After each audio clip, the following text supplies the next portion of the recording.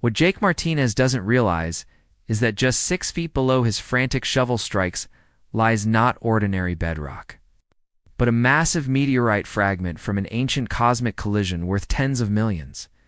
This discovery will expose a decades-long cover-up by the nation's most prestigious space research consortium and fundamentally challenge everything scientists thought they knew about Earth's bombardment history. Before we dive into this incredible journey, tell us in the comments where you're watching from, and if this story captures your imagination, make sure you're subscribed because tomorrow I've got something even more mind-blowing lined up for you. The 7th consecutive month without rain had transformed Copper Canyon Ranch into a landscape that resembled the surface of Mars more than the fertile grasslands it had once been. The ancient creek that Jake Martinez's great-great-grandfather had diverted by hand in 1898 stood empty, its cracked bed serving as a stark monument to the severity of the water crisis plaguing Hidalgo County. Jake stood at the edge of what should have been his prime grazing pasture, his weathered work boots sinking into soil that had once been rich and giving but now crumbled like ash beneath his weight. At 34, he had weathered challenging seasons before the economic downturn of 2008, the devastating wildfires of the 2010s, and market fluctuations that had claimed several neighboring operations. But this perfect storm of environmental disaster and personal tragedy had pushed Copper Canyon Ranch beyond the breaking point. His sun-weathered face had settled into permanent lines of worry over the past year. His powerful shoulders, built through decades of physical labor, now carried the weight of impending failure. The responsibility of preserving 4 generations of family legacy pressed down on him, like the relentless heat radiating from the cloudless sky above. "Not looking good, is it, Ranger?" he said to the graying border collie lying in the meager shade of his battered Ford F-150. The dog's ears twitched in acknowledgement. But even Ranger seemed too exhausted by the oppressive heat to offer his usual enthusiasm for ranch work. Martinez's family had survived the Great Depression, weathered the farm crisis of the 1980s, and adapted to changing markets for over a century. But this drought, combined with a series of devastating personal setbacks, had created a crisis that threatened to end their ranching legacy forever. The numbers were as brutal as they were inescapable. Maria's stage 3 breast cancer diagnosis 18 months ago had triggered a cascade of medical expenses that insurance had only partially covered. Even with their comprehensive policy, the specialized treatments, experimental therapies, and extended hospital stays had cost them $180,000. Out-of-pocket money they'd been forced to borrow against the ranch's equity through a second mortgage. As the drought intensified and pastures withered, Jake had been forced to sell off livestock at devastating losses. 43 head of prize Angus cattle animals, whose bloodlines he'd carefully cultivated for over a decade, had gone to auction for barely 30% of their normal value. The buyers knew desperate ranchers had no choice but to accept whatever prices were offered. The well that had served the Martinez family faithfully for 125 years had finally succumbed to the dropping water table 2 weeks ago. The county inspector's report recommended connecting to the municipal water system a $65,000 infrastructure project that might as well have been $65 million given their current financial situation. Yesterday's certified letter from Frontier National Bank sat on his truck's dashboard like a death sentence. The language was coldly bureaucratic, but the message was clear: bring the loan current within 60 days or face foreclosure proceedings. The amount due? $347,000, representing not just the medical debt but also accumulated interest, penalties, and property taxes they'd been unable to pay. Jake squinted toward the modest ranch house where 4 generations of Martinez had been born, lived, and died. The white adobe walls, once pristine, were now faded and cracking from the relentless sun. Several red tiles had fallen from the roof during last winter's unexpected hailstorm, leaving dark gaps that looked like missing teeth.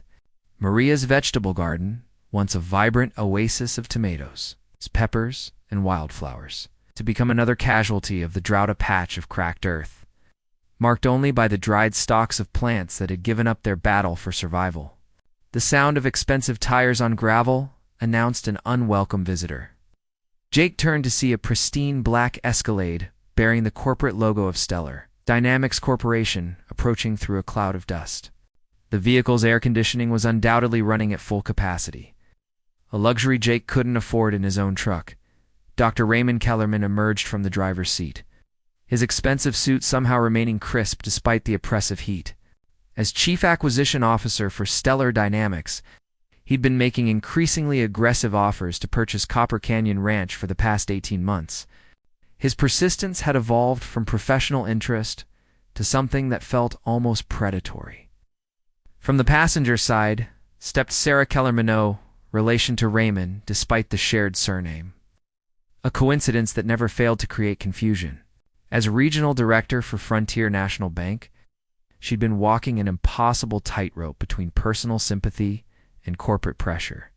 Her own grandfather had been a small-time rancher before losing everything in the 1980s farm crisis, giving her a deeper understanding of agricultural struggles than most banking executives possessed. "Jake," she called out as she approached, her usually warm smile replaced by the professional mask she wore for difficult conversations. "I wish I could say this was purely a social visit. Final notice." Yes, though the answer was already written across her carefully composed expression. She handed him a thick manila envelope, her reluctance evident in the way she avoided direct eye contact. 60 days is all the extension I could secure from corporate. They're cracking down on agricultural lending across the entire Southwest region. Non-performing loans are being fast-tracked for resolution. Jake accepted the envelope without opening it, knowing that reading the formal language wouldn't change the fundamental reality of his situation. "I appreciate you trying, Sarah. I know you went to bat for us when you didn't have to." Her expression softened slightly as she glanced at the bundle of fence posts lying scattered in the dirt, and back at his sun-weathered face. The weight of delivering foreclosure notices to families she'd known for years was taking its toll on her as well. "Have you given any more consideration to Dr. Kellerman's latest offer?" she asked, gesturing toward the man in the expensive suit who was examining the property with the calculating gaze of someone evaluating a potential acquisition.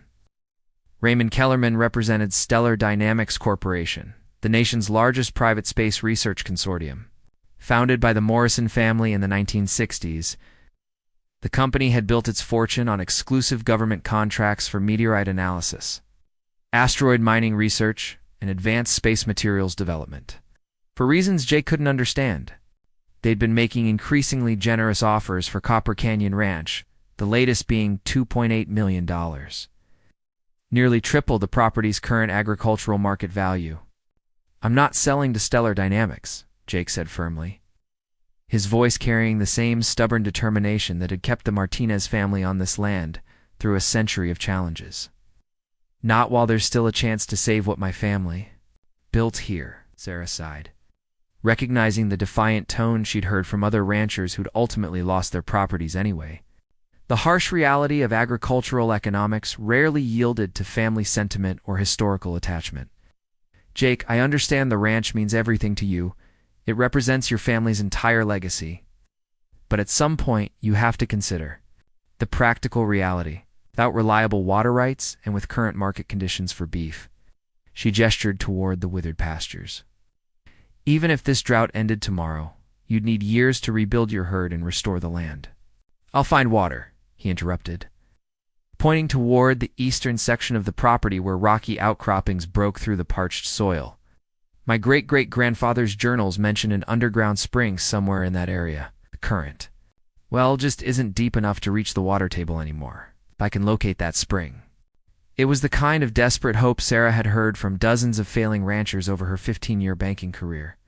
Family legends about hidden water sources, mineral deposits, or valuable timber that would somehow solve insurmountable financial problems. Still, something in Jake's voice, the same unshakable determination that had kept the Martinez family on this land through the Great Depression.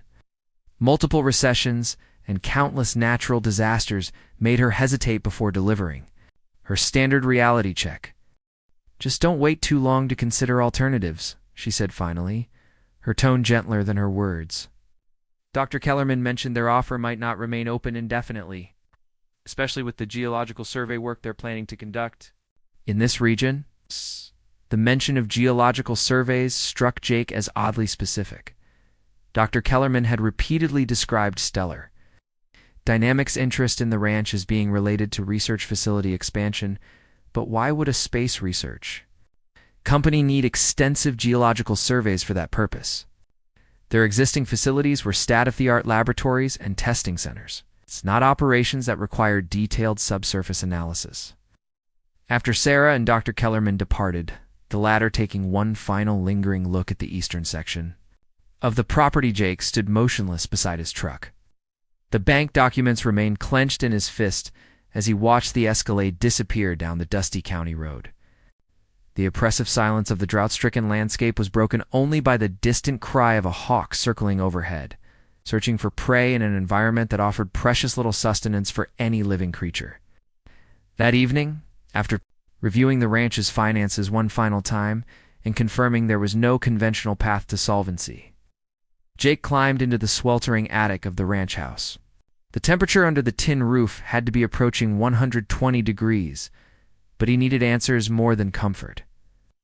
Dust motes danced in the beam of his flashlight as he made his way carefully across the old wooden beams to a steamer trunk tucked beneath the eaves. The trunk had belonged to his great-great-grandfather, Esperanza Martinez, and hadn't been opened since Jake inherited the ranch from his father 8 years ago. He'd always intended to explore its contents, but had been too busy with the daily demands of ranch management to delve into family history. The heavy lid creaked open to reveal carefully preserved leather-bound journals, antique surveying equipment, and an assortment of mineral specimens meticulously labeled in faded Spanish handwriting. Esperanza had been a trained mining engineer. Before claiming this land under the Homestead Act of 1898, bringing both water location expertise and geological knowledge that had made Copper Canyon Ranch uniquely successful in an unforgiving landscape, the earliest journal, its leather cover worn smooth by decades of handling, was dated 1898. Jake carefully opened to the first entry, written in precise Spanish script, 15 de Mayo, 1898. He legado a esta tierra después de mucho estudio. The morning frost pattern suggests significant groundwater beneath the eastern mesa. The indigenous elders speak of a river that flows beneath the stone here deeper than most men would think to dig. I have found their knowledge of this land to be far superior to our government surveys. Jake's Spanish, rusty from disuse, was sufficient to understand his ancestors' methodical approach to finding water. Page after page documented careful observations of soil composition, vegetation patterns, animal behavior, and seasonal variations that indicated subsurface water sources. Then he found an entry that made him pause and read more carefully. 3 de Junio, 1898. Struck excellent water today at 45 feet. Flows stronger than my highest hopes.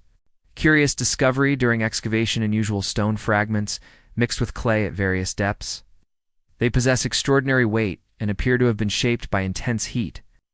Professor Valdez from the Territorial University believes they may be of meteoric origin, though he urges discretion in discussing this possibility with local authorities. Meteorites on Copper Canyon Ranch, over 125 years ago. Jake's pulse quickened as he continued reading. 10 de Julio, 1898. Dr. Morrison from the Territorial Survey Office visited today, expressing unusual interest in purchasing the eastern section of my claim. Offered 3 times the going rate for geological research purposes. When I declined, suggesting the entire homestead was not for sale, his demeanor became distinctly threatening. He mentioned that mineral rights in the territory remain legally uncertain, and that I would be wise to accept his generous offer before circumstances became complicated. The Morrison name sent a chill down Jake's spine. Stellar Dynamics Corporation had been founded by the Morrison family in the 1960s, building their empire on exclusive government contracts for space research and meteorite analysis. Could their current interest in Copper Canyon Ranch be directly connected to Esperanza's century-old discovery? Jake flipped forward through the journal, finding increasingly detailed accounts of Morrison's pressure tactics. 25 de Agosto, 1898. Sheriff Wilson visited today claiming complaints about unauthorized mining operations. All complaints allegedly from properties owned by Morrison interests. When I requested to see documentation of these complaints, he became hostile and suggested I cease all excavation pending official investigation. The timing cannot be coincidental. 15 to September 1898, received official notice that new territorial regulations prohibit private excavation deeper than 8 feet without permits and geological surveys, a category that was created specifically to target my operation. The notice cites historical preservation concerns and is signed by Commissioner Morrison in his capacity as Territorial Planning Authority. To D. October 1898, made troubling discovery while in town for supplies. Overheard conversation between Morrison and unknown scientists discussing meteor shower patterns and securing research rights in this region. When they noticed my presence, the conversation ceased abruptly. I am now convinced my discovery has far greater significance than I initially realized. Jake leaned back against a roof beam, pieces of a century-old puzzle falling into place. His great-great-grandfather had unknowingly discovered meteorites on what was now Copper Canyon Ranch, and the Morrison family had attempted to force him off his land to claim them. When direct pressure failed, they'd used their political influence to create regulatory obstacles, a pattern that seemed to be repeating itself over 125 years later. But why hadn't the Morrison family simply claimed the meteorites through mineral rights laws? Jake recalled something from a business law course he'd taken during his brief stint at agricultural college. In many western states prior to 1900, surface rights and mineral rights were automatically bundled together unless explicitly separated in the original deed. Jake climbed down from the attic and retrieved his property deed from the fireproof safe in his father's old office. The document, updated when he inherited the ranch, contained language that had seemed merely historical until now. All mineral, geological, archaeological, and subsurface rights permanently and irrevocably attached to surface ownership, as per Original Homestead Claim Number 1247. Dated June 15, 1898, Territory of New Mexico. This explained why Stellar Dynamics couldn't simply claim any meteorites they suspected were beneath his property. They needed to own the land itself to access whatever lay underground. The company's persistent, above-market offers suddenly made perfect sense. Sleep eluded Jake that night as he processed the implications of his discovery. If Esperanza's journals were accurate, and if meteorites still lay beneath the eastern section of Copper Canyon Ranch, they might represent not just scientific value, but the financial salvation he desperately needed. More importantly, it would explain Stellar Dynamics' seemingly irrational interest in what appeared to be worthless drought-stricken ranchland. But he also understood the risks. The Morrison family had spent over a century trying to acquire this property. They now controlled vastly more resources and influence than they had possessed in 1898. If he was going to investigate his great-great-grandfather's claims, he would need to proceed carefully and quietly.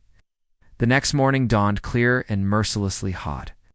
With no hint of the monsoon rains that typically provided relief during late summer, Jake stood in the barn, gathering the tools he would need for fence repair work that had been postponed too long already. Regardless of his financial situation, the ranch's perimeter needed maintenance. And until the bank physically removed him from the property, he would maintain it according to the standards his family had upheld for generations. The eastern fence line was in the worst condition. Its posts loosened by erosion, and its wire sagging from the weight of tumbleweeds that had accumulated during recent windstorms. It was also the area where Esperanza's journals suggested the meteorites might be found, making fence repair work an ideal cover for preliminary investigation. Without funds to hire help or rent proper post-hole digging equipment, Jake would have to rely on muscle power and the same hand tools his ancestors had used. He loaded his truck with fence posts, rolls of barbed wire, a shovel, a post-hole digger, and the hand-operated auger his great-great-grandfather had used to dig this original well. As the sun climbed higher, Jake drove to the eastern boundary of his property, where rocky outcroppings emerged from the drought-hardened soil like the backbone of some ancient creature. The fence line here followed the natural contours of the land, creating a boundary that had remained essentially unchanged since Esperanza first claimed this territory. Jake unloaded his equipment and began marking locations for new fence posts. Using a combination of practical considerations, proper spacing, stable ground, clear sightlines on his great-great-grandfather's journal entries describing the areas where unusual stone fragments had been discovered. The first post hole was a battle against earth that had been compacted by months without rain. Each shovel strike produced only small chips of hard-pan soil, and the deeper he dug, the more resistance he encountered. By midday, he had managed to excavate only 2 complete holes, each requiring 30 minutes of continuous effort. Ranger lounged in the shade of the truck, occasionally bringing Jake's sticks in an unsuccessful attempt to convert work into play. The dog's optimism was admirable but misplaced. This was serious business that could determine the future of everything the Martinez family had built. Jake didn't notice the black Tesla that had parked on the county road nearly a mile away, its occupant observing his activities through high-powered binoculars, or the urgent phone call being made to Stellar Dynamics executive offices in Colorado Springs.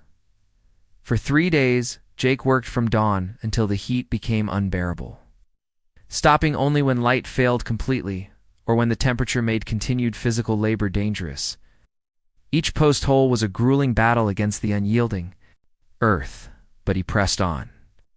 Driven by the need to maintain the ranch and the intriguing possibility raised by Esperanza's journals, each evening he would collapse into his great-great-grandfather's old leather armchair.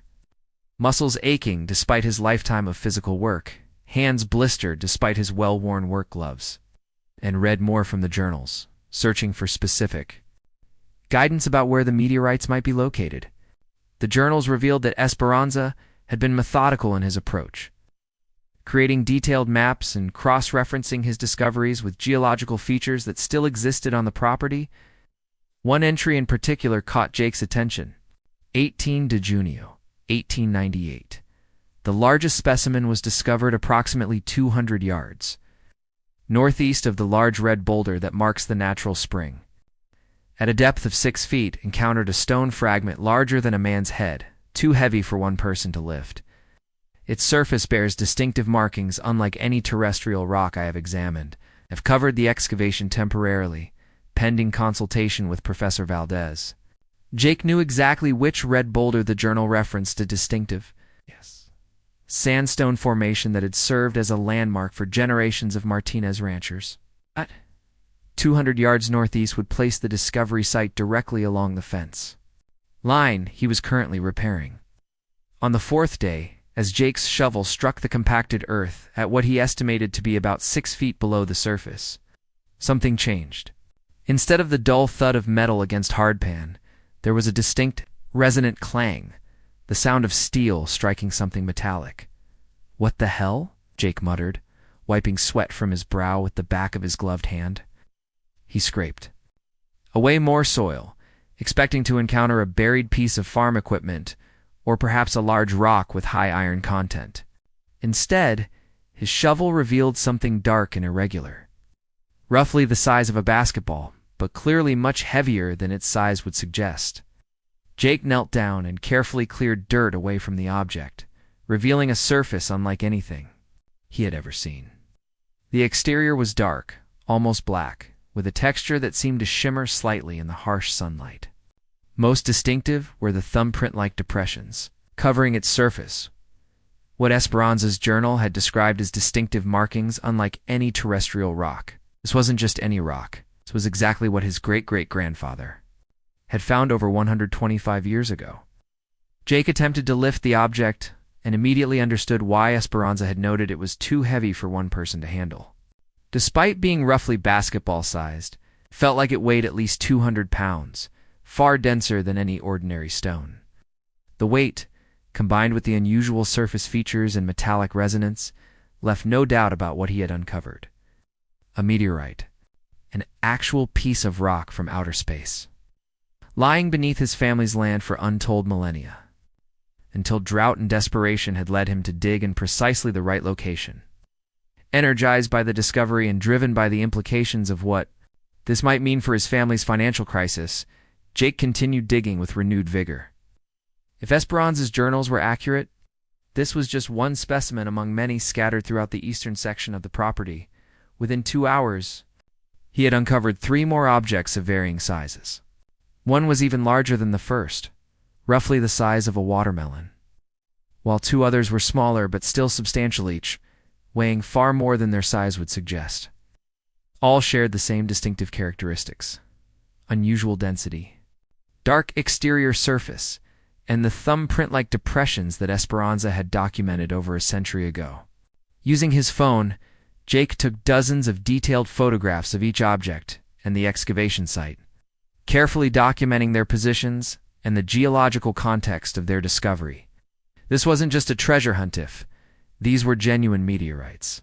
Proper documentation would be crucial for establishing their scientific and legal significance.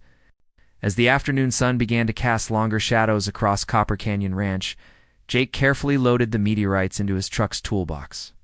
They were too heavy to lift easily, requiring a combination of leverage and determination that left him exhausted but exhilarated. That evening, Jake pored over Esperanza's journals with new understanding. Finding entries he had previously skimmed now took on crucial significance. 30 de Junio, 1898. Professor Valdez confirms my suspicions these are indeed meteorites of unusual composition and age. His preliminary analysis suggests they may represent fragments from a significant impact event, possibly thousands of years ago. He estimates their scientific value as extraordinary and urges me to contact the Smithsonian Institution for proper classification and study. 15 de Julio, 1898. Dr. Morrison returned today with a man he introduced as his scientific colleague. From the Territorial Survey, they asked pointed questions about soil composition and any unusual discoveries during my well excavation. I mentioned the meteorite specimens. Their manner changed noticeably. The colleague requested samples for territorial research purposes, though their interest seemed excessive for routine geological survey work. 5 de Agosto, 1898. Disturbing. Visit from Sheriff Wilson today. Claims there have been complaints about unauthorized resource exploitation and removal of territorial property, all complaints allegedly from properties owned by Morrison interests. When I requested documentation, he became hostile and threatened to confiscate my specimens pending official investigation. I have hidden the larger pieces and will deny their existence if questioned further. The historical pattern was unmistakable. The Morrison family had attempted to claim Esperanza's meteorite discovery through a combination of legal pressure, regulatory manipulation, and outright intimidation. When those tactics failed, they had apparently bided their time, waiting for an opportunity to acquire the land itself.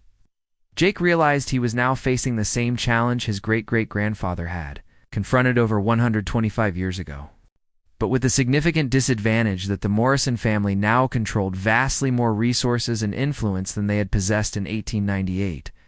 The discovery of meteorites on Copper Canyon Ranch represented both tremendous opportunity and significant danger. If handled properly, these specimens could provide the financial resources needed to save the ranch, pay off the crushing medical debt that threatened his family's future. If handled poorly, they could be confiscated, stolen, or tied up in legal proceedings that would bankrupt him long before any resolution was reached. As darkness settled over the ranch, Jake stood on his back porch, looking out over land his family had tended for over a century. The meteorites locked in his truck's toolbox represented not just ancient cosmic debris, but the potential key to preserving everything his ancestors had built through determination, hard work, and an unwavering commitment to this harsh but beautiful landscape. But he also understood that tomorrow would bring new challenges. Word of his discovery would inevitably reach Stellar Dynamics, and the company that had spent decades trying to acquire, Copper Canyon Ranch, would undoubtedly escalate their efforts to claim what they had been seeking all along. The fence posts that had led to this cosmic discovery still needed to be installed. But Jake Martinez was no longer just a desperate rancher fighting for closure. He was now the guardian of a scientific treasure that could change humanity's understanding of our solar system's history. If he could figure out how to protect it from those who believed their wealth entitled them to claim whatever they desired, regardless of law, ethics, or the rights of others. The real battle for Copper Canyon Ranch was just beginning. The weight of the meteorites in his truck's toolbox seemed to grow heavier with each passing hour as Jake Martinez grappled with the magnitude of what he had uncovered. Sleep had been impossible the previous night, his mind racing between the financial salvation these cosmic rocks might represent and the ominous historical patterns documented in Esperanza's journals. As dawn broke over Copper Canyon Ranch, Jake made a decision that would change the trajectory of his life forever. Before anyone else learned about his discovery, he needed to understand exactly what he had found and establish an unshakable chain of documentation that couldn't be disputed, suppressed, or stolen by powerful interests. The meteorites themselves told a story written in stone and metal that predated human civilization. Jake carefully examined each specimen in the privacy of his barn, away from any potential surveillance. The largest meteorite, which he had begun thinking of as the Patriarch, displayed features that seemed almost otherworldly in their perfection. Its surface was covered with what scientists call regmaglyphs, thumbprint-like depressions created when the meteorite blazed through Earth's atmosphere thousands of years ago. The fusion crust formed during that fiery descent had a deep black patina that reflected light in an almost metallic sheen. When Jake tapped it gently with a hammer, the resulting ring was pure and sustained, like striking a massive bell cast from some exotic alloy. But it was the meteorite's incredible density that truly set it apart from any terrestrial rock. Jake estimated the Patriarch weighed nearly 300 pounds despite being roughly the size of a large watermelon. This suggested an iron-nickel composition, far richer than anything found naturally on Earth, exactly what would be expected from the core of an ancient asteroid that had wandered the solar system for billions of years before finding its way to his family's ranch. The smaller specimens displayed similar characteristics, but with fascinating variations. One showed distinctive crystalline structures visible through small chips in its fusion crust, revealing what appeared to be olivine crystals, a mineral that forms under the extreme conditions found in planetary cores. Another displayed unusual magnetic properties, causing his compass needle to deflect dramatically whenever he brought it within 3 feet of the specimen. Jake photographed each meteorite from multiple angles, using a measuring tape and coins to provide scale reference. He documented their exact discovery locations using GPS coordinates and created detailed sketches, showing their positions relative to fence posts, rock formations, and other permanent landmarks. If these specimens were as valuable as journals suggested, proper documentation would be absolutely crucial for establishing legitimate ownership and scientific provenance. As he worked, Jake couldn't shake the feeling that he was being watched. The eastern section of Copper Canyon Ranch was visible from the county road, and anyone with binoculars could observe his activities from a considerable distance. Journals had documented similar surveillance by Morrison interests over 125 years ago, and Jake suspected that Stellar Dynamics Corporation was maintaining the same vigilant oversight of his property.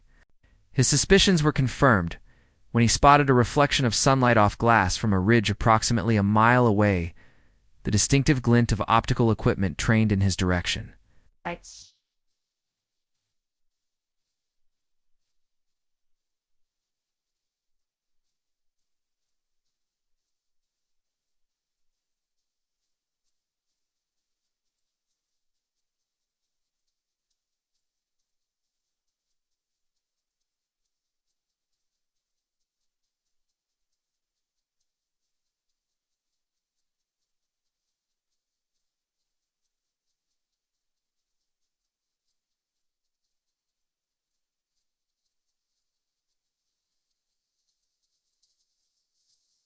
With it, when within Pratt predicts FM with it at a minute of betting Rick and within lime eyed we were I mean we're McMillan we're is set for the with Sam Fowl with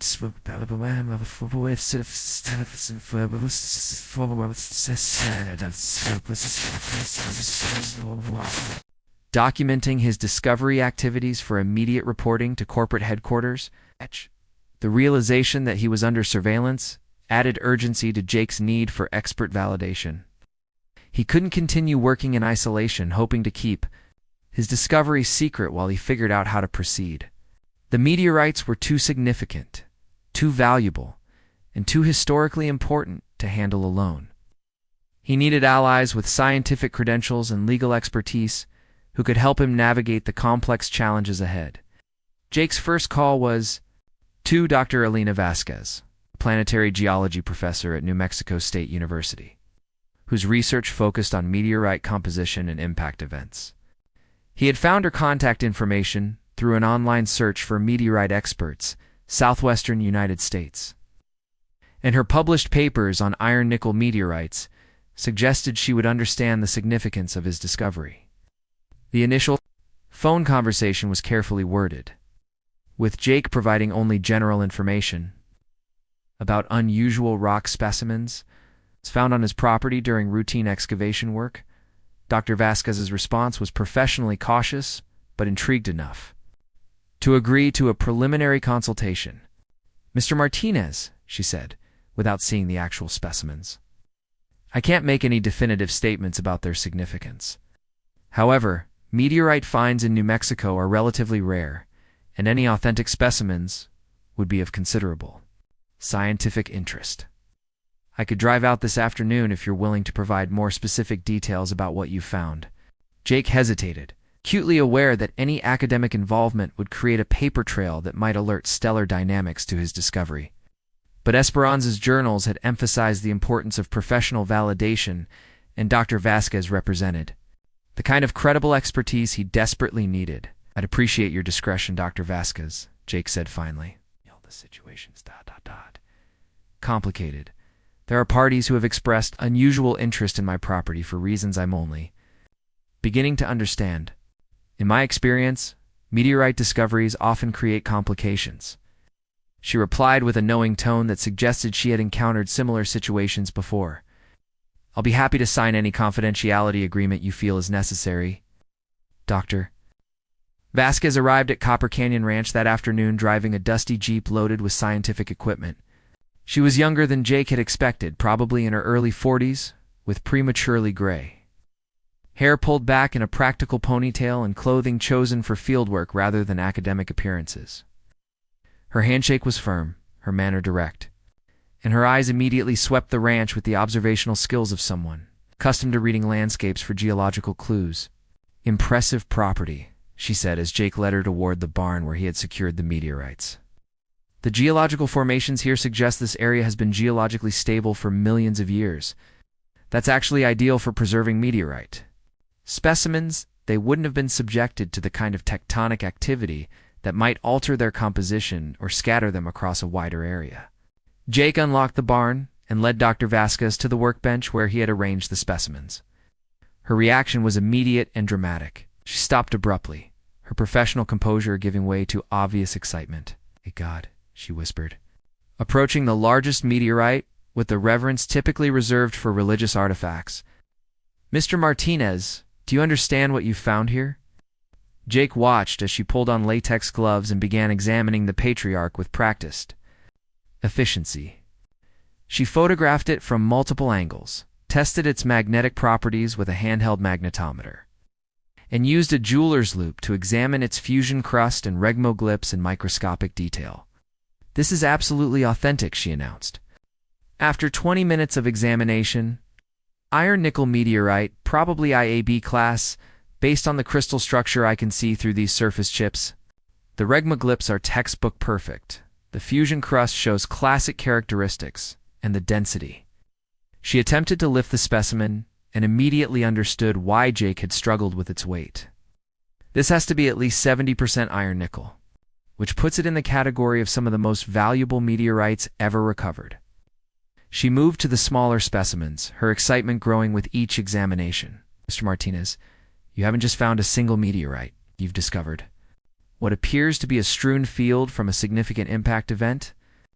These specimens show variations in composition and structure that suggest they originated from different parts of the same parent body. Probably an asteroid that broke apart during atmospheric entry." The scientific validation was everything Jake had hoped for, But Dr. Vasquez's next question addressed the complications he had been dreading. "Have you reported this discovery to the appropriate authorities?" she asked. Meteorite finds on private property in New Mexico fall under specific regulations regarding scientific preservation and potential export restrictions.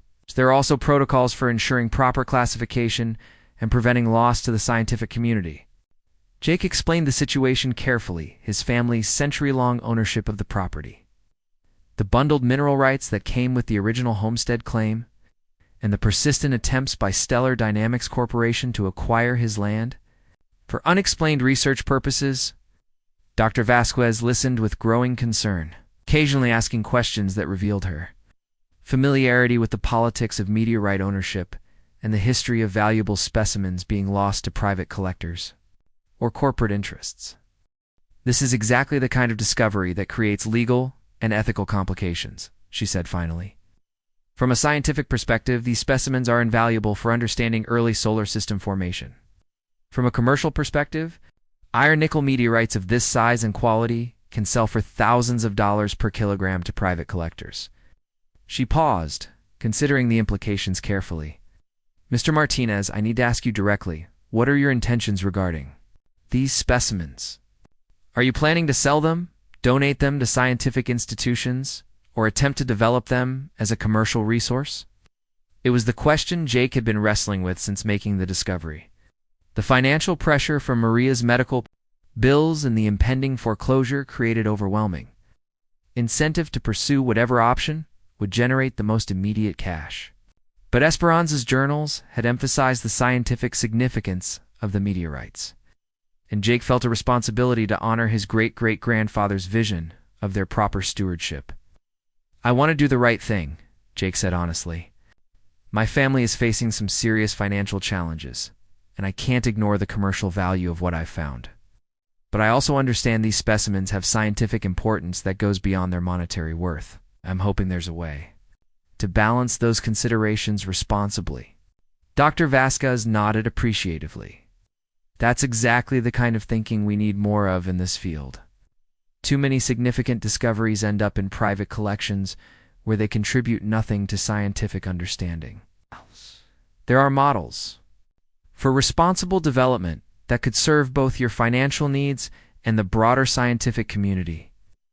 She spent the next hour explaining various options for meteorite stewardship, from institutional partnerships to scientific trusts to hybrid approaches that balanced commercial development with research access.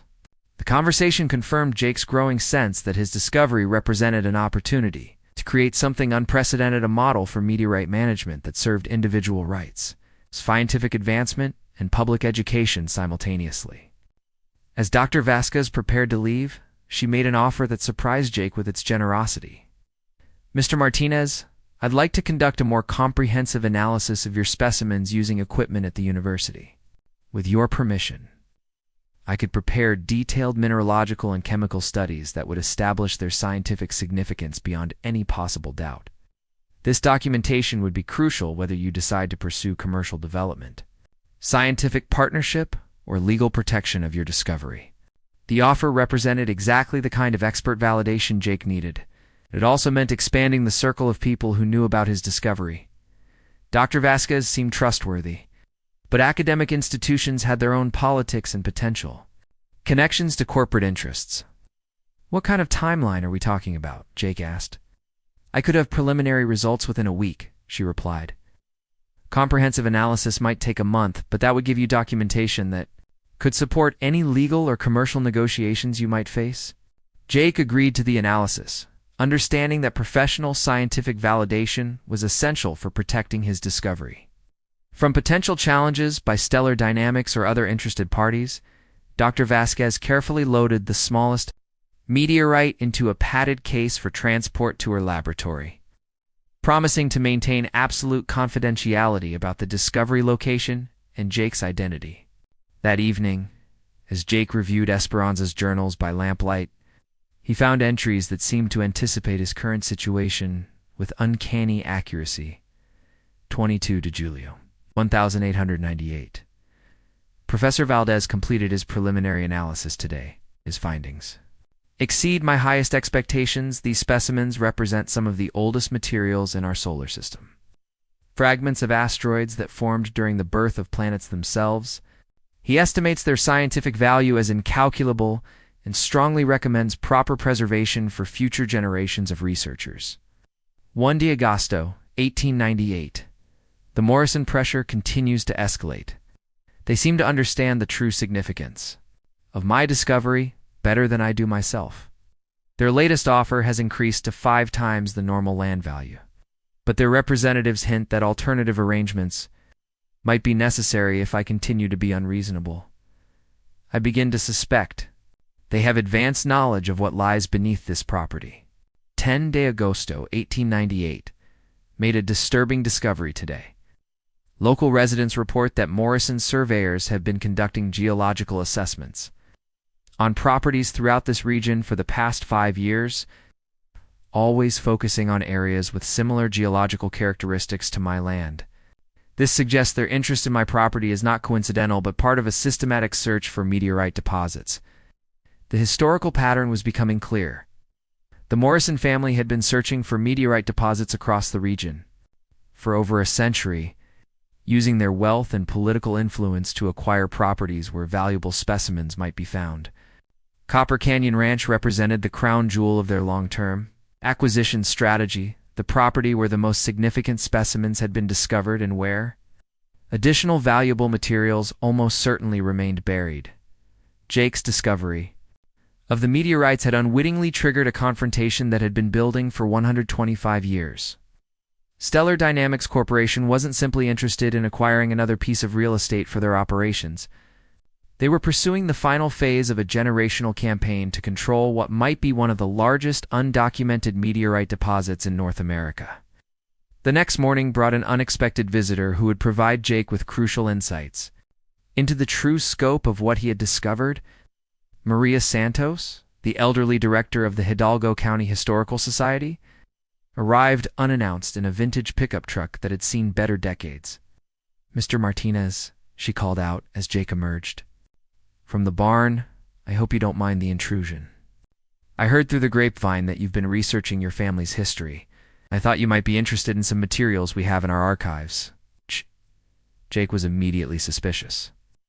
Word of his activities was apparently spreading faster than he had anticipated, and he wasn't sure how much Maria might know about his recent discovery, but her next words put him somewhat at ease. "Your great-great-grandfather Esperanza was quite a remarkable man," she continued.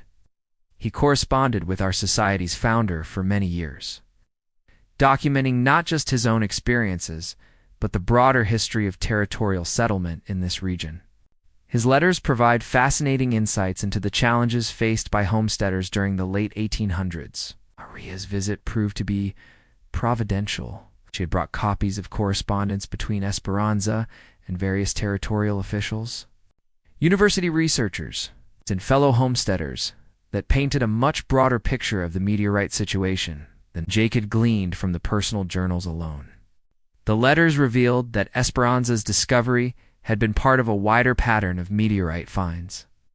Across southern New Mexico during the late 1800s, several homesteaders had reported unusual rock specimens during well digging and farming activities, but most had been pressured or intimidated into surrendering their discoveries too. Territorial authorities connected to the Morrison family interests.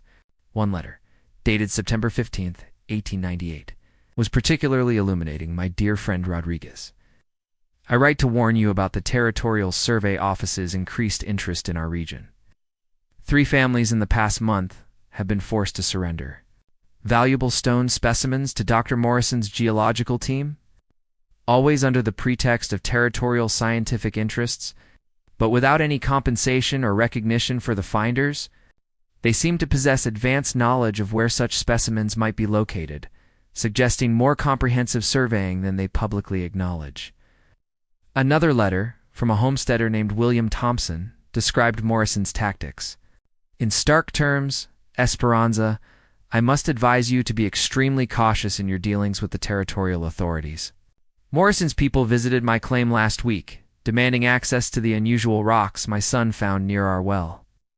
When I requested to see their legal authority for such confiscation, they became hostile and suggested that uncooperative homesteaders might find their land claims challenged through administrative review. I had no choice but to comply, but I warn you that they will not hesitate to use their political connections to claim whatever they desire. The historical documentation painted a picture of systematic exploitation that extended far beyond Jake's property. The Morrison family had apparently used their territorial political connections to identify and confiscate meteorite specimens across the region, building the foundation of wealth and scientific prestige that would eventually fund Stellar Dynamics Corporation. Maria provided Jake with photocopies of territorial land records that revealed the scope of Morrison's acquisition activities. Between 1895 and 1905, Morrison-connected entities had acquired over 40,000 acres of land across 3 counties, always focusing on properties where homesteaders had reported unusual geological findings. Most people don't realize, Maria explained as they sat in Jake's kitchen reviewing the documents, that the Morrison family's fortune wasn't built primarily on legitimate business activities. They used territorial political connections to essentially steal meteorite discoveries from homesteaders who lacked the resources to fight back legally. She pulled out a map showing the locations of documented meteorite finds during the territorial period. Copper Canyon Ranch sat at the center of a cluster of discovery sites, suggesting that Jake's property was located in what geologists would call a strewn field, an area where meteorite fragments from a single impact event had been scattered across the landscape. Your great-great-grandfather was one of the few homesteaders who successfully resisted Morrison's pressure, Maria continued. His correspondence indicates he understood the true value of what he had found and refused to be intimidated into surrendering it. That's probably why Stellar Dynamics has been so persistent in trying to acquire your property. They're still trying to complete an acquisition campaign that began over 125 years ago. The revelation that Jake's discovery was part of a much larger meteorite field had enormous implications for both its scientific significance and commercial value. Individual meteorite specimens might be worth thousands of dollars, but a documented, strewn field from a significant impact event could be worth millions to collectors and researchers. Maria's next revelation was even more significant. She produced a folder containing correspondence between Esperanza and scientists at the Smithsonian Institution dating from 1899 to 1905. Your ancestor didn't just keep his discovery to himself, she explained. He sent samples and detailed documentation to the Smithsonian, hoping to ensure that his find would contribute to scientific understanding regardless of what happened to his property locally. The Smithsonian correspondence revealed that Esperanza's specimens had been classified as extremely rare examples of IAB iron meteorites, a category that includes some of the most scientifically valuable extraterrestrial materials ever recovered. Dr. George Kunz, the Smithsonian's chief mineralogist at the time, had described Esperanza's samples as among the finest examples of iron-nickel meteorites in our collection, with crystalline structures that provide unprecedented insights into early solar system formation. More importantly, the Smithsonian had officially recognized Esperanza's discovery and designated him as the legitimate finder of what they cataloged as the Martinez meteorite collection. This institutional recognition provided legal precedent for Jake's current ownership claims that it'd be difficult for Stellar Dynamics to challenge, but the correspondence also revealed that the Morrison family had attempted to pressure the Smithsonian into transferring ownership of Esperanza specimens to their territorial research collection. Dr. Kunz had rejected these demands, noting that the specimens were legally obtained by Mr. Martinez from his own property and donated voluntarily to this institution for scientific purposes. Any attempt to transfer ownership without Mr. Martinez's consent would violate both scientific ethics and federal law. The Smithsonian's rejection of Morrison's claims had apparently escalated the pressure on Esperanza. Letters from 1900 and 1901 described increasingly aggressive harassment, including threats of violence, attempts to sabotage his water well, and efforts to challenge his homestead claim through administrative proceedings. The Morrison interests have made their intentions clear, like Esperanza wrote to Dr. Kunz in March 1901. They believe their wealth and political connections entitle them to claim any discovery of scientific or commercial value, regardless of legitimate ownership rights. I fear that my resistance to their demands has made me a target for retaliation that could threaten not just my property, but my family's safety. Jake felt a chill reading these words, understanding that he was now facing the same systematic pressure that had threatened his great-great-grandfather over a century ago. But he also drew inspiration from Esperanza's determination to protect his discovery and ensure its scientific value would benefit humanity rather than enrich powerful interests who believed ownership could be claimed through intimidation. The afternoon brought an unexpected development that would test Jake's resolve and force him to confront the reality of stellar dynamics power. Sarah Kellerman arrived with two companions, Dr. Raymond Kellerman from Stellar Dynamics and a man introduced as Agent Marcus Webb from the Department of Interior's Bureau of Land Management. "Jake," Sarah said, her discomfort obvious, "there have been reports of unauthorized excavation activities on your property that may violate federal regulations regarding archaeological and geological preservation." Agent Webb stepped forward. With the practiced authority of someone accustomed to intimidating private property owners, "Mr. Martinez, we've received complaints about potential removal of federally protected geological specimens from your property. I'm here to conduct an investigation and ensure compliance with the Archaeological Resources Protection Act." Mention of federal law was clearly intended to intimidate. But Jake had spent enough time reading Esperanza's journals to recognize similar tactics from over a century ago. The Morrison family was once again using government authority to pressure him into surrendering his discovery. "Agent Webb," Jake replied calmly, "I'd be interested to see documentation of these complaints, particularly regarding what specific federal regulations might apply to meteorite specimens found on private property where mineral rights are explicitly retained by the landowner." Dr. Kellerman intervened with practiced smoothness. "Mr. Martinez, Stellar Dynamics Corporation is prepared to resolve this situation amicably. We're willing to increase our previous offer to $3.2 million for your property, which would allow you to relocate while ensuring proper scientific management of any geological resources that might be present." The offer was substantially enough to pay off all of Jake's debts and provide a comfortable future for his family. But accepting it would mean surrendering everything his ancestors had built and allowing the Morrison family to finally claim the meteorite discovery they had been pursuing for 125 years.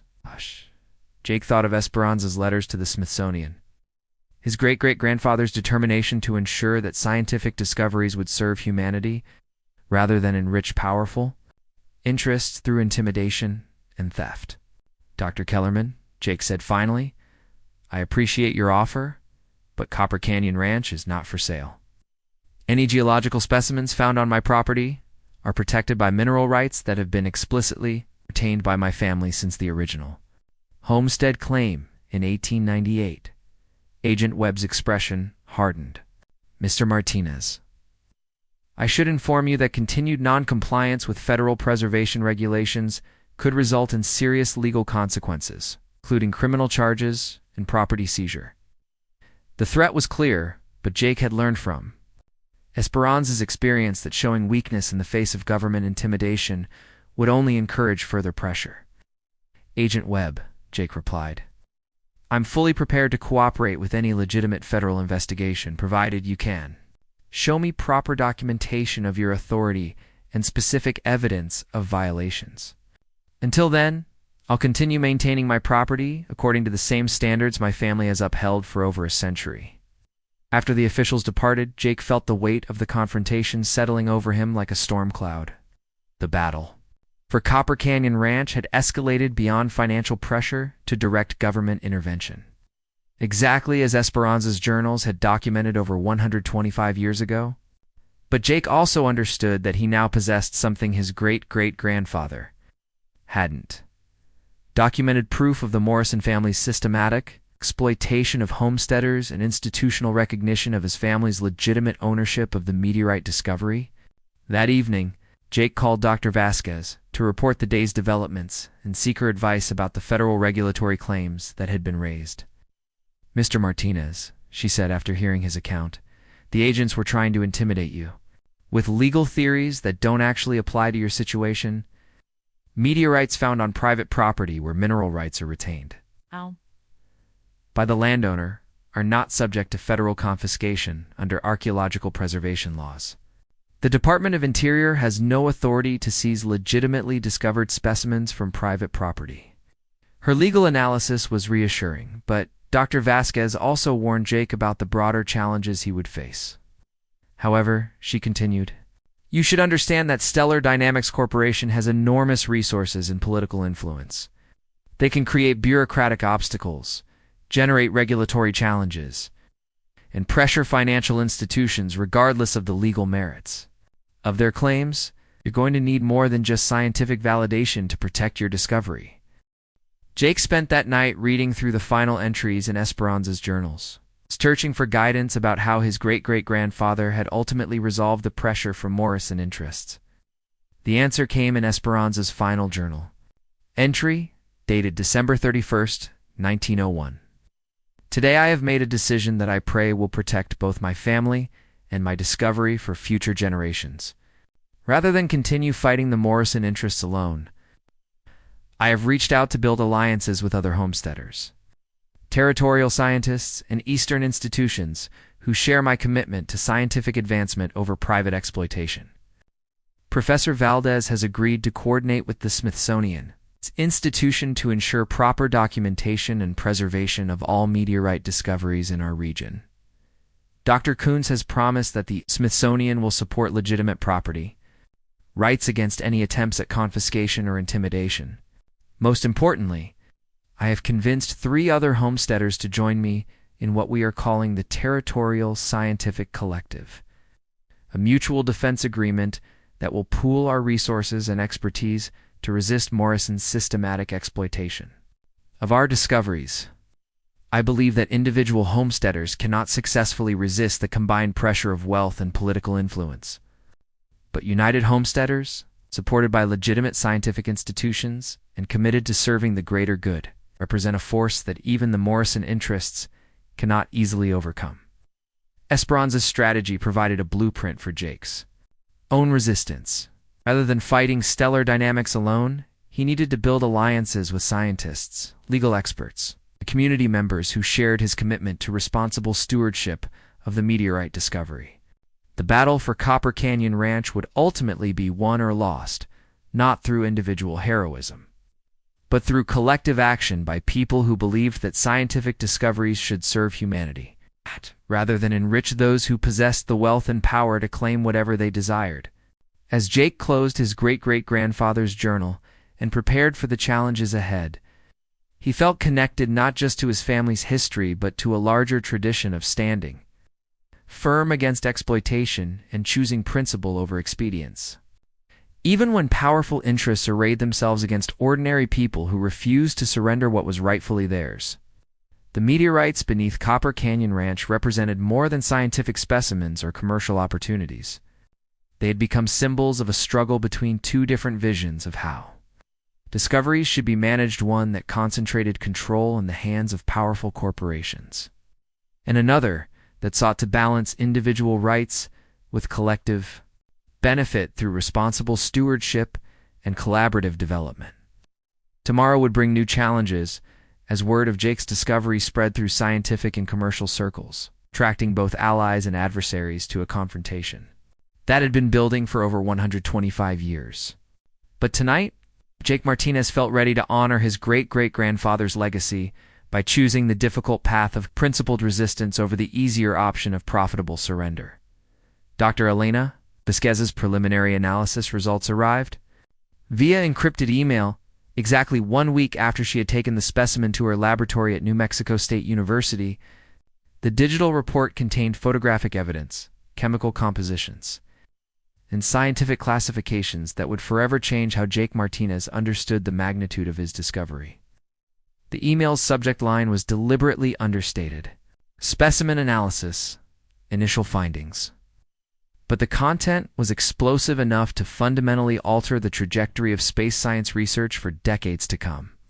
"Mr. Martinez, I must begin by stating that your discovery represents one of the most significant meteorite finds in North American history. The specimen you provided for analysis is not merely a valuable iron-nickel. Meteorite is a pristine example of what we classify as an IAB main group iron. Meteorite with characteristics that challenge our current understanding of early solar system formation. Jake read the technical details with growing amazement. Even though much of the scientific terminology was beyond his expertise, Dr. Vasquez identified crystalline structures within the meteorite that formed under conditions previously thought impossible in natural asteroid environments. The specimen contained trace elements that suggested it had originated from the core mantle boundary of a planet Escalating, essentially a protoplanet that had been destroyed during the violent early history of the solar system. The isotopic signatures present in this specimen indicate an age of approximately 4.567 billion years, making it among the oldest materials ever recovered on Earth. More significantly, the presence of pre-solar grains materials that predate our solar system's formation suggests this meteorite contains information about stellar processes that occurred before our sun was born. The scientific implications were staggering. Jake's discovery wasn't just valuable from a commercial perspective, it represented a time capsule from the birth of the solar system, containing clues about planetary formation that could rewrite textbooks and reshape humanity's understanding of our cosmic origins. But Dr. Vasquez's analysis also revealed something that sent chills down Jake's spine. The chemical composition and crystalline structure of his specimen matched descriptions in scientific literature of meteorites that had been lost or destroyed during the early 20th century, specimens that had supposedly been part of private collections that had mysteriously disappeared from academic institutions. Mr. Martinez, I must share a concerning discovery. Your specimen's characteristics match those described in historical papers published by the Morrison Institute for Cosmic Research between 1905 and 1920. These papers referenced meteorite specimens that were allegedly donated to the Institute by territorial landowners but which have never been available for independent scientific verification. The Morrison Institute was the predecessor organization to what is now Stellar Dynamics Corporation. If my analysis is correct, your discovery may prove that the Morrison family has been systematically suppressing access to some of the most scientifically valuable meteorite specimens ever found, preventing other researchers from studying materials that could have advanced our understanding of planetary formation by decades. The revelation transformed Jake's discovery from a personal financial opportunity into a scientific justice issue with implications that extended far beyond Copper Canyon Ranch. If Dr. Vasquez's suspicions were correct, Stellar Dynamics Corporation had been hoarding meteorite discoveries for over a century, creating artificial scarcity while claiming exclusive expertise based on specimens they had essentially stolen from legitimate property owners. Dr. Vasquez's email continued with an offer that would require Jake to make a crucial decision about the future direction of his discovery. Mr. Martinez, I would like to propose a collaboration that could serve both your legitimate interests as the property owner and the broader scientific community's need for access to these extraordinary specimens. I am prepared to coordinate a multi-institutional research initiative that would ensure proper scientific study while protecting your ownership rights and providing fair compensation for research access. This approach would involve partnerships with the Smithsonian Institution, NASA's Astrobiology Institute, and several international research universities. The collaborative model would ensure that your discovery contributes to human knowledge, while generating sustainable revenue through legitimate scientific licensing agreements rather than one-time sales to private collectors. The proposal represented exactly the kind of responsible stewardship that Esperanza's journals had advocated, but it also meant rejecting potentially lucrative offers from private collectors who might pay enormous sums for exclusive access to specimens of such extraordinary rarity. Before Jake could fully process the implications of Dr. Vasquez's proposal, his phone rang with a call from an unexpected source. Dr. Amanda Chen, chief scientist for NASA's Astrobiology Institute in California. Mr. Martinez, Dr. Chen began without preamble. Dr. Vasquez has shared her preliminary findings with our research consortium. I need to speak with you immediately about the significance of what you've discovered. Jake was initially suspicious about how quickly word of his discovery was spreading through scientific circles, but Dr. Chen's explanation reassured him about the legitimacy of the interest. Mr. Martinez's discoveries of this magnitude cannot remain secret within the scientific community, she explained. Dr. Vasquez followed proper protocols by consulting with colleagues who specialize in meteorite classification. We're not trying to compromise your privacy. We're trying to ensure that appropriate expertise is available to help you understand and protect what you found.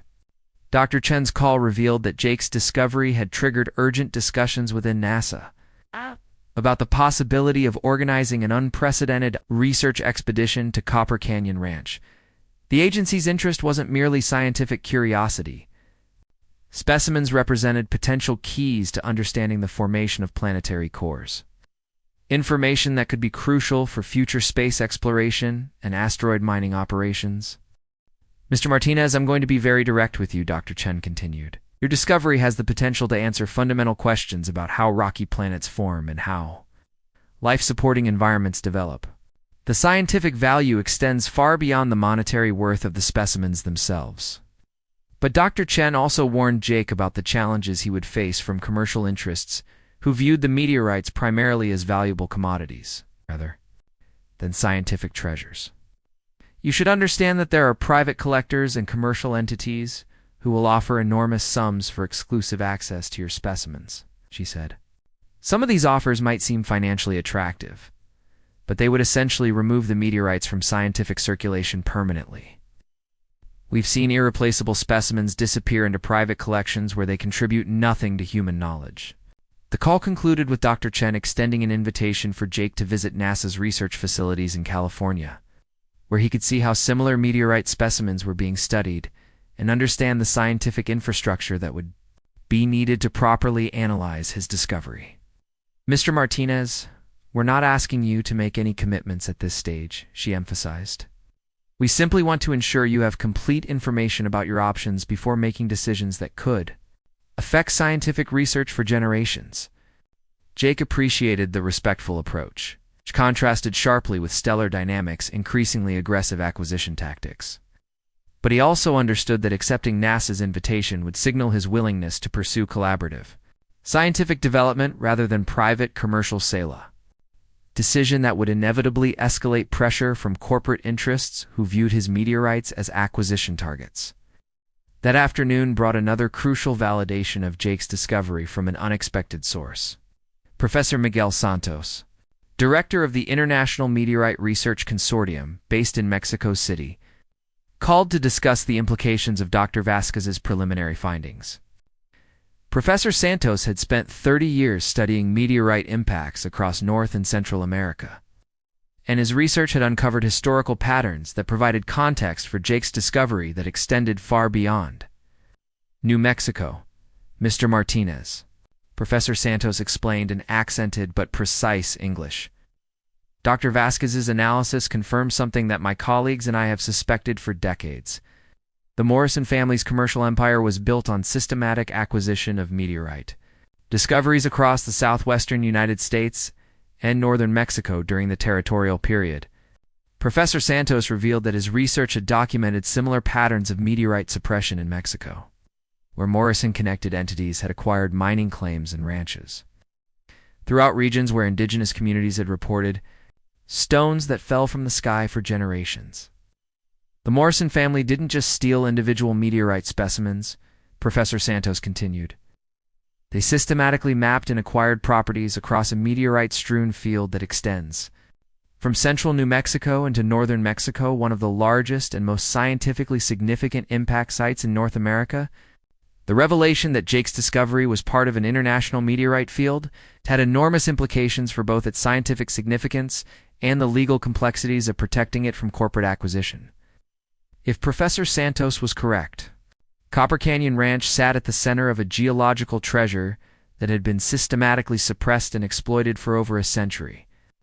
Mr. Martinez, your decision about how to manage your discovery will affect not just American scientific research, but international efforts to understand early solar system formation, Professor Santos emphasized. The Mexican government has been investigating Morrison family acquisition activities in our territory for the past decade. Your discovery could provide crucial evidence for legal proceedings to recover specimens that were essentially stolen. From indigenous communities, the international dimensions of the situation added complexity that Jake hadn't anticipated, but also provided potential allies in his resistance to stellar dynamics acquisition pressure. If Morrison family entities had been systematically exploiting meteorite discoveries across international boundaries, Jake's stand for property rights and scientific access could catalyze broader efforts to challenge their monopolistic control over crucial research materials.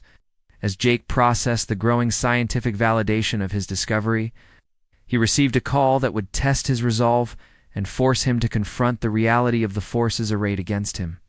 The call came from Victoria Morrison Kellerman, granddaughter of Stellar Dynamics, founder and currently serving as the corporation's chief executive officer.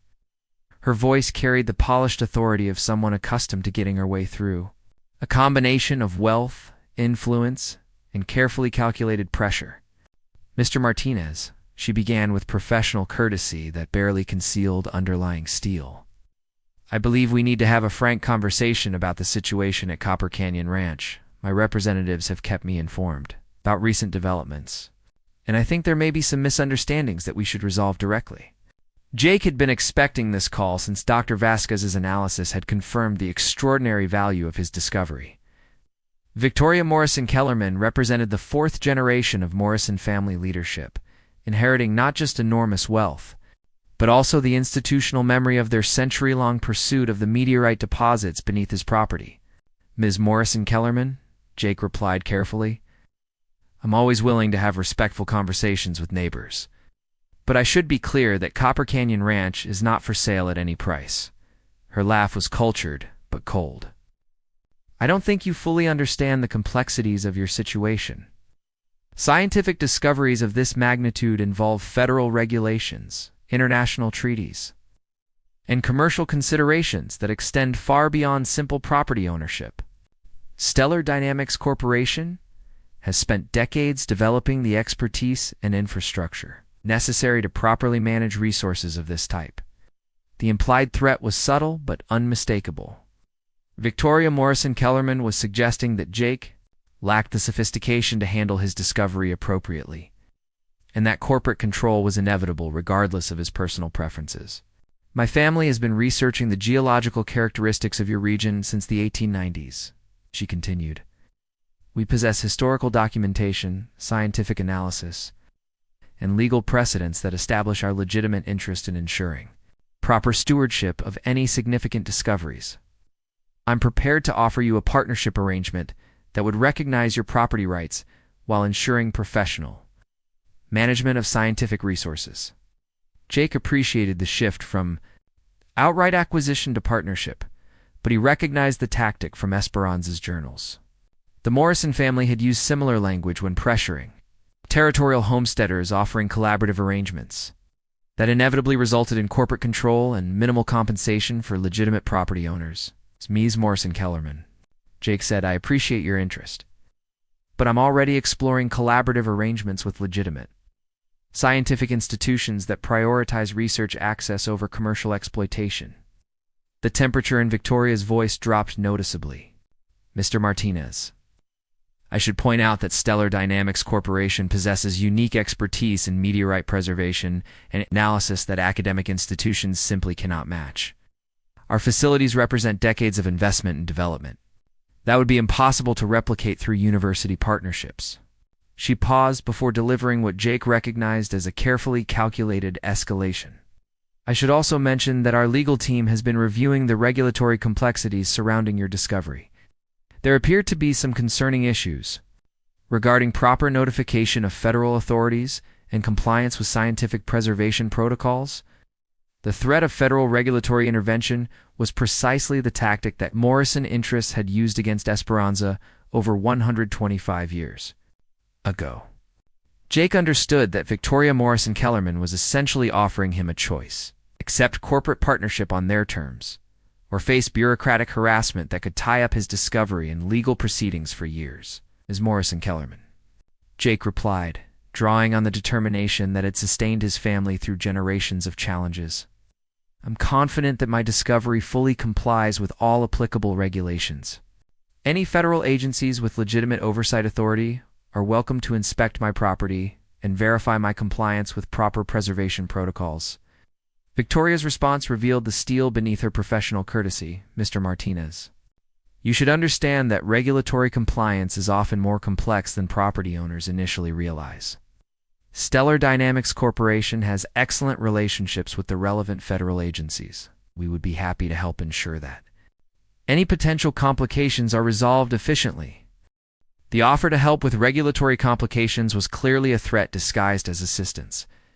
Victoria Morrison Kellerman was essentially telling Jake that her corporation could either protect him from federal harassment or orchestrate it, depending on his willingness to accept their terms. Before Jake could respond, Victoria delivered her final escalation. I should also mention that our geological surveys suggest your discovery may be part of a larger deposit that extends beyond your property boundaries. This could create complex legal issues regarding extraction rights and scientific access that would be best resolved through professional coordination rather than individual property owner decision-making. The claim that the meteorite deposit extended beyond Jake's property was particularly insidious. If true, it could provide justification for federal intervention based on the argument that individual property ownership was insufficient to manage a resource with broader scientific significance. If false, it represented an attempt to intimidate Jake by suggesting that his property rights were less secure than he believed. After ending the call, Jake felt the full weight of the opposition he was facing. Victoria Morrison Kellerman had essentially declared war on his independence, offering partnership terms that amounted to surrender while threatening regulatory and legal consequences if he refused to cooperate. But Jake also understood that the call revealed something important about stellar dynamics, strategic thinking.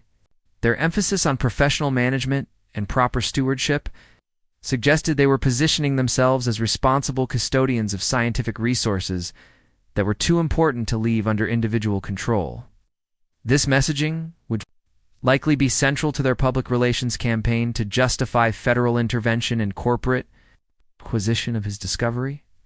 They would portray Jake as an irresponsible property owner who was selfishly hoarding scientific treasures that belonged to humanity, while presenting themselves as the obvious solution for ensuring proper research access and preservation. Jake's analysis of their strategy was confirmed when he received a call from Sarah Kellerman at Frontier National Bank later that afternoon. Her tone was apologetic, but urgent. Jake, I'm calling to give you a heads up about some developments that could affect your loan situation, she began. Corporate headquarters has received inquiries from federal regulators about potential environmental and archaeological compliance issues at your property. The federal inquiries were clearly orchestrated by Stellar Dynamics as part of their pressure campaign. But Sarah's warning revealed that the corporation was now leveraging their influence with financial institutions as well as government agencies. Sarah, Jake asked, are these inquiries affecting the bank's position on my loan extension? Her reluctance to answer directly provided the answer. Jake, corporate policy requires us to consider any potential regulatory complications when evaluating loan modifications.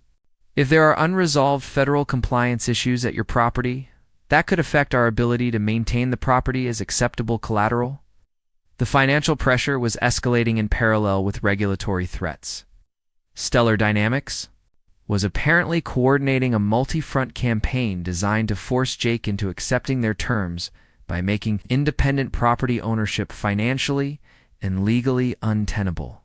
That evening, Jake received a visit that would provide crucial insight into the scope of the opposition he was facing.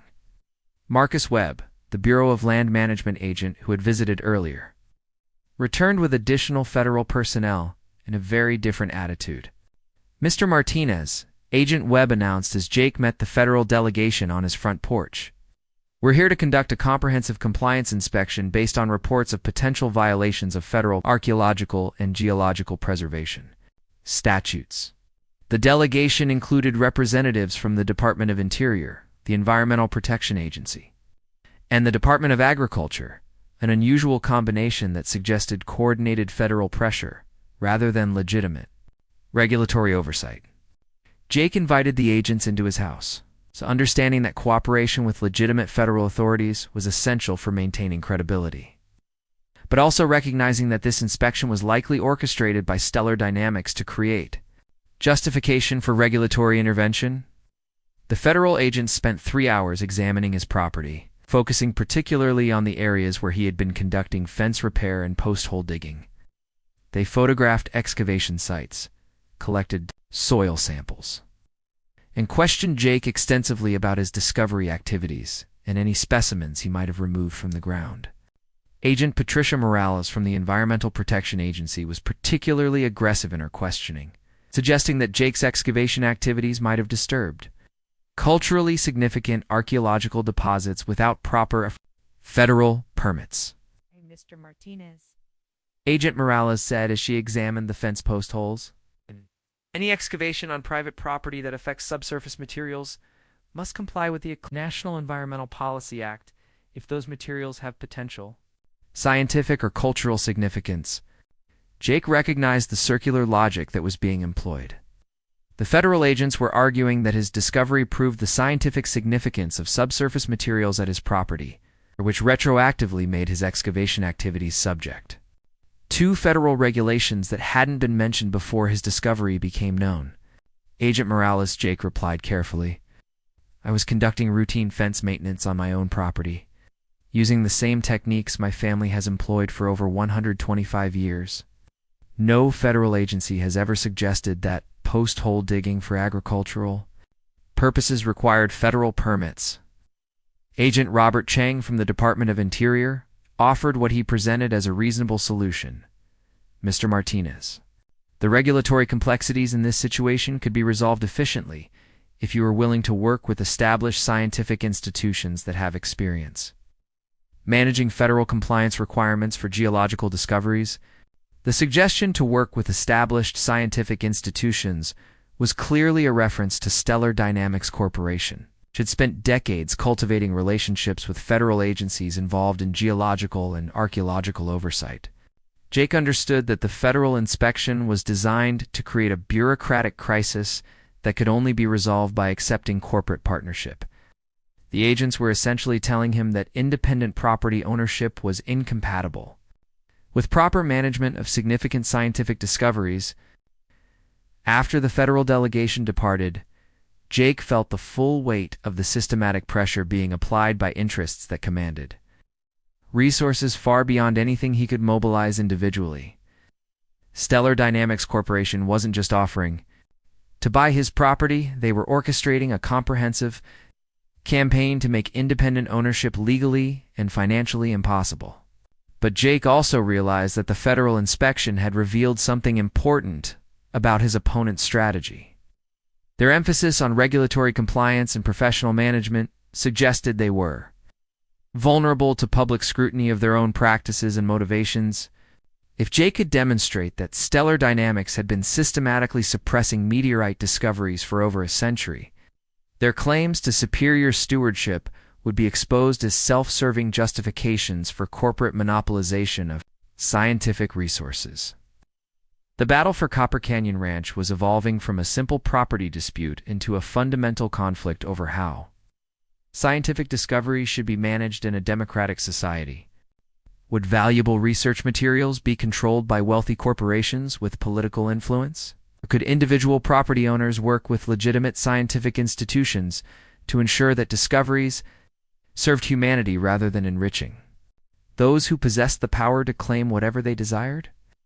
Jake Martinez understood that his decision would affect not just his own family's future, but the precedent for how scientific discoveries would be managed for generations to come. The meteorites beneath his property had become symbols in a larger struggle between corporate power and individual rights, between profit-driven exploitation and collaborative stewardship, between those who believed wealth entitled them to control scientific knowledge and those who believed that knowledge belonged to humanity.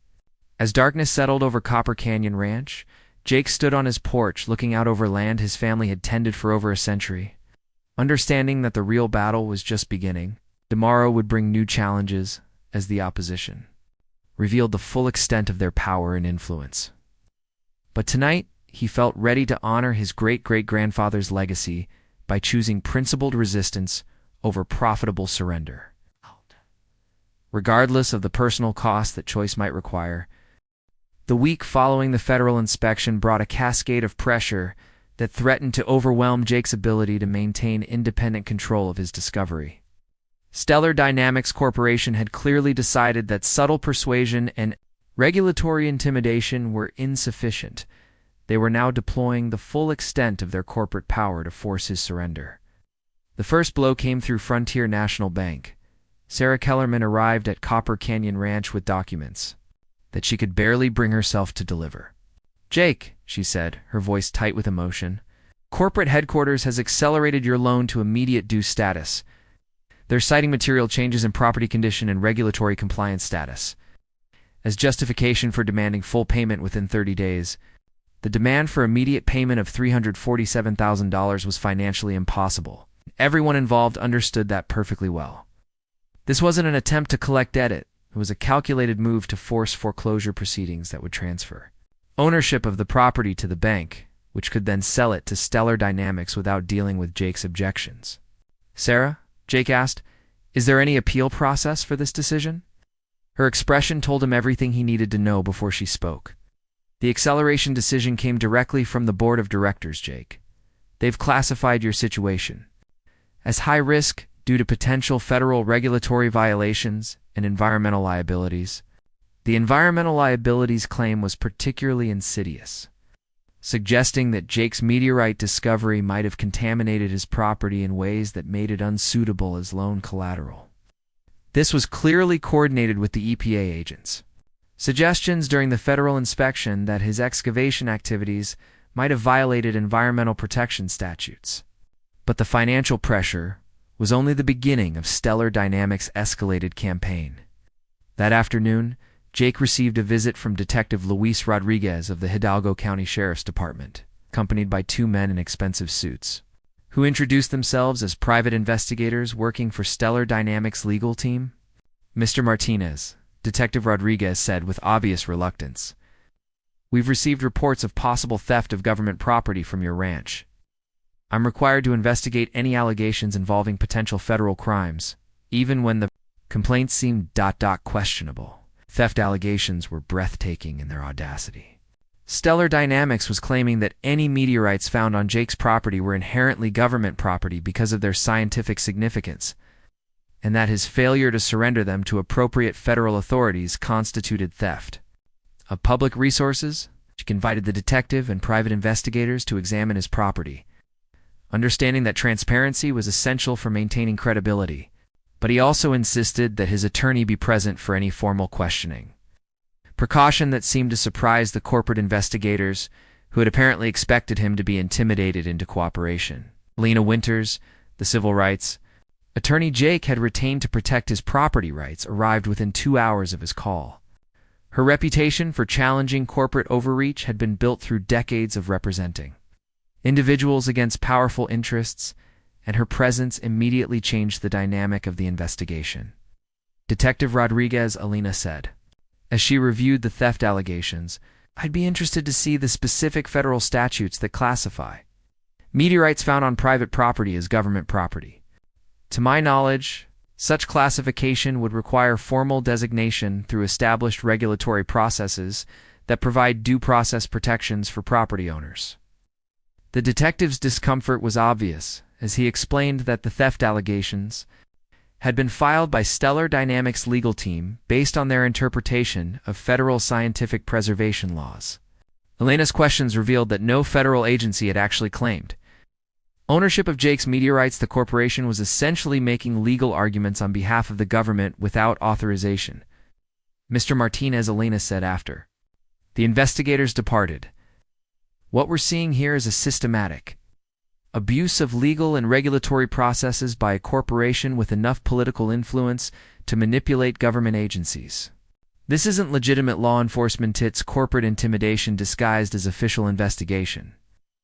Elena's analysis confirmed Jake's suspicions about the coordinated nature of the pressure campaign. But she also warned him about the challenges of fighting such systematically orchestrated opposition. Jake, you should understand that Stellar Dynamics Corporation has spent decades building relationships with regulatory agencies, law enforcement officials, and financial institutions, she explained.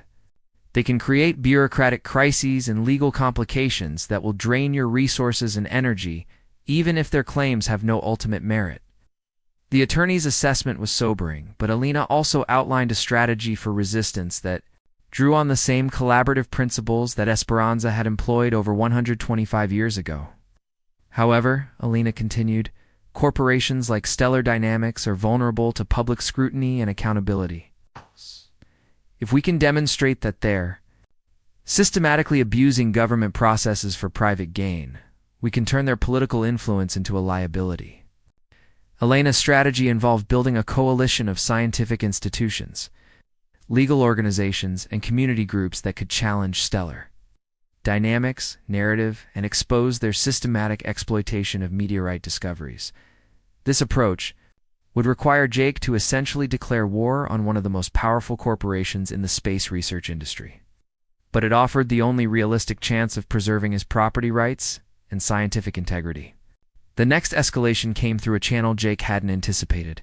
His wife Maria's medical care, Dr. Patricia Sandoval, Maria's oncologist, called to inform Jake that his wife's treatment protocol was being reviewed by insurance administrators. Due to questions about the family's financial stability, Mr. Martinez, Dr. Sandoval explained with obvious frustration. The insurance company has received reports suggesting that your family may not be able to maintain coverage due to potential legal and financial complications they're requiring additional financial documentation before approving Maria's next round of treatments. The attack on Maria's medical care represented a new low in Stellar Dynamics' pressure campaign. They were essentially threatening the health and survival of Jake's wife to force his compliance with their acquisition demands. Jake's anger at this escalation was beyond words, but Alina Winter's response was swift and decisive.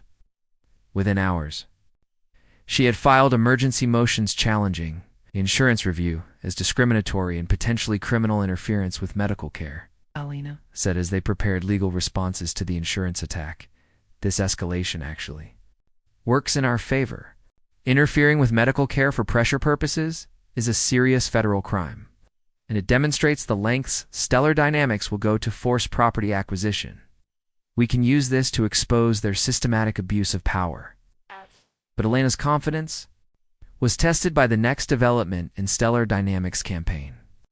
Judge Harrison Morisana, distant relative of the corporation's founding family, issued a temporary restraining order preventing Jake from conducting any further excavation activities at his property, pending resolution of federal regulatory compliance issues.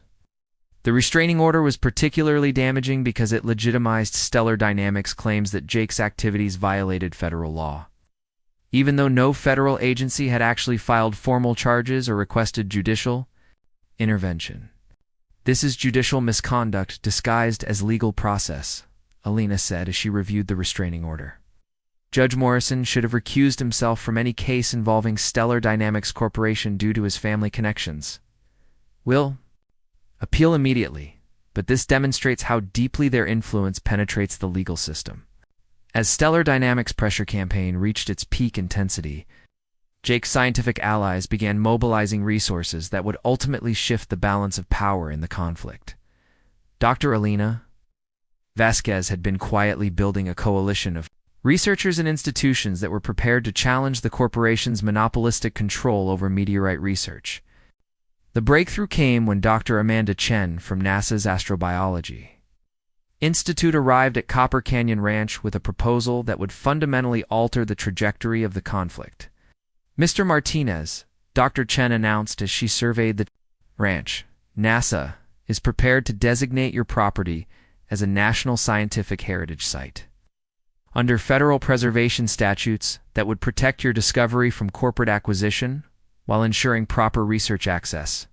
The National Scientific Heritage designation was a relatively new federal classification that provided protection for scientifically significant discoveries on private property, while recognizing legitimate ownership rights.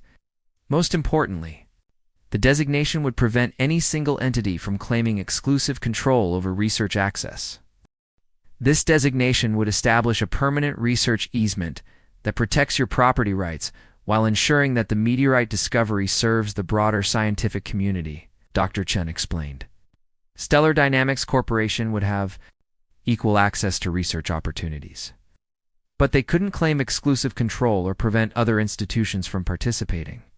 The NASA proposal represented exactly the kind of collaborative solution that Esperanza's journals had envisioned, a framework that balanced individual property rights with collective scientific benefit without surrendering control to corporate interests.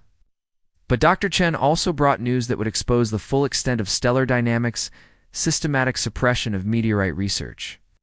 Mr. Martinez, our investigation of the corporation's historical practices has uncovered evidence of systematic suppression of meteorite discoveries dating back over 125 years, she revealed. We've identified at least 37 significant finds that were acquired through questionable means and then removed from scientific circulation. The NASA investigation had been triggered by Professor Miguel Santos's research in Mexico, which had documented similar patterns of meteorite suppression across international boundaries. The collaboration between American and Mexican researchers had created a comprehensive picture of systematic exploitation that spanned generations in multiple countries. More importantly, Dr. Chen continued, we found evidence that Stellar Dynamics has been deliberately misrepresenting the rarity and availability of certain meteorite types to maintain artificially high prices and exclusive research access. Your discovery threatens to expose decades of scientific fraud and market manipulation.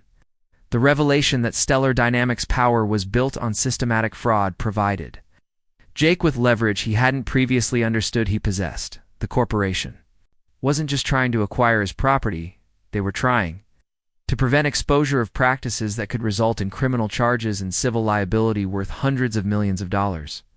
Alina Winters immediately recognized the strategic implications of NASA's investigation. Jake, this changes everything, she said as they reviewed the federal agency's evidence. Stellar Dynamics isn't just fighting to acquire your meteorites there. Fighting to prevent exposure of a systematic fraud that could destroy their entire business model. We're no longer just defending your property rights. We're potentially bringing down a criminal enterprise. The alliance building accelerated rapidly as news of NASA's investigation spread through scientific and legal communities. Professor Santos arrived from Mexico with a delegation of international researchers who had been investigating Morrison family acquisition activities across multiple countries.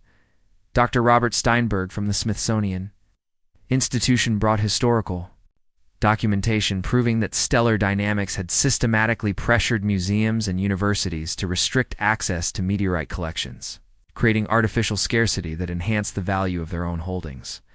Attorney General Maria Rodriguez of New Mexico announced that her office was opening a criminal investigation into Stellar Dynamics' pressure tactics, focusing particularly on their interference with Maria's medical care and their abuse of federal regulatory processes. Most significantly, Senator Patricia Williams of the Senate Science Committee called for congressional hearings into the corporation's monopolistic practices and their systematic suppression of scientific research. The coalition that assembled at Copper Canyon Ranch represented the kind of alliance that Esperanza had envisioned in his final journal entries. Scientists, legal experts, government officials, and international researchers united by their commitment to scientific integrity and resistance to corporate exploitation. With powerful allies mobilized and public attention focused on Stellar Dynamics' systematic abuse of power, Jake was finally in a position to shift from defensive resistance to offensive action. Alina Winters coordinated a legal and public relations campaign designed to expose the corporation's practices while protecting Jake's discovery and property rights. The strategic pivot began with a press conference at Copper Canyon Ranch that featured Jake, Dr. Vasquez, Dr. Chen, Professor Santos, and Attorney General Rodriguez. The event was covered by national science reporters and international media, creating public awareness of the conflict that Stellar Dynamics could no longer control through behind-the-scenes pressure. Ladies and gentlemen, Jake began his statement. To the assembled media, 125 years ago, my great-great-grandfather discovered meteorites on this property and faced systematic pressure from powerful interests who believed their wealth entitled them to claim whatever they desired. Today, we face the same battle, but with one crucial difference. We're not fighting alone. Dr. Vasquez presented the scientific evidence proving that Jake's discovery represented materials that could revolutionize understanding of early solar system formation, while Dr. Chen detailed NASA's willingness to ensure proper research access through the National Scientific Heritage designation. Professor Santos revealed the international scope of stellar dynamics suppression activities, while Attorney General Rodriguez announced criminal investigations into the corporation's pressure tactics and systematic fraud. The media coverage was devastating for Stellar Dynamics' carefully constructed public image. Headlines across the country described the corporation as exploiting homesteaders, suppressing scientific research, and manipulating government agencies for private gain. Victoria Morrison Kellerman attempted to respond through corporate media relations, claiming that Stellar Dynamics was simply trying to ensure proper stewardship of scientifically valuable materials. But her statements were immediately contradicted by the evidence of systematic suppression that NASA and international researchers had compiled. The public relations battle shifted decisively against Stellar Dynamics when Dr. Marcus Thompson, a former company researcher, came forward with internal documents proving that the corporation had deliberately suppressed research findings that contradicted their claimed expertise in meteorite analysis. For 15 years, I worked for Stellar Dynamics believing we were advancing scientific knowledge. Dr. Thompson revealed in a television interview, I now understand that we were participating in systematic suppression of research that could have advanced human understanding by decades. Dr. Thompson's whistleblower revelations included internal communications showing that Stellar Dynamics executives had deliberately suppressed research findings, intimidated academic researchers, and manipulated federal regulatory processes to maintain their monopolistic control over meteorite research. The confrontation that would ultimately resolve the century-long conflict came when Victoria Morrison Kellerman requested a private meeting with Jake at a neutral location, the Hidalgo County Courthouse, where Esperanza had faced similar pressure over 125 years ago. Mr. Martinez, Victoria began, as they met in a conference room under the supervision of Alina Winters and county officials. I think we need to discuss a resolution that serves everyone's interests. Her demeanor had changed dramatically from their previous phone conversation. The corporate arrogance had been replaced by the careful calculation of someone who understood that their previously overwhelming advantages had evaporated. The media attention and federal investigations have created complications that neither of our families anticipated. She continued, Stellar Dynamics Corporation is prepared to consider arrangements that would have been unacceptable under different circumstances. Jake appreciated the admission that circumstances had changed, but he also understood that Victoria Morrison Kellerman was seeking a face-saving exit from a conflict that was threatening to destroy her family's corporate empire. As Morrison Kellerman, Jake replied, I'm willing to discuss arrangements that respect property rights, assure scientific access, and prevent the kind of systematic exploitation your family has practiced for over a century.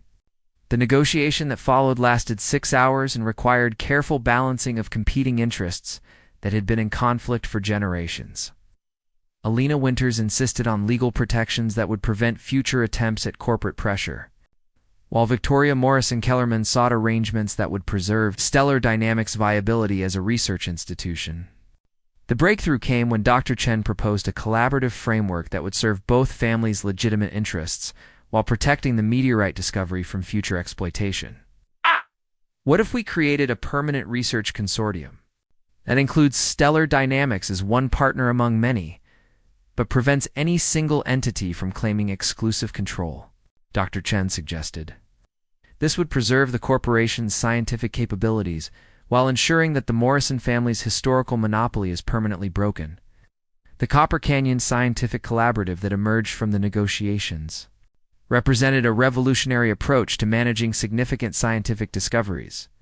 The agreement established Jake as the permanent steward of the meteorite site while creating a research consortium that included NASA, the Smithsonian Institution, Mexican Research Universities, Stellar Dynamics Corporation, and New Mexico State University.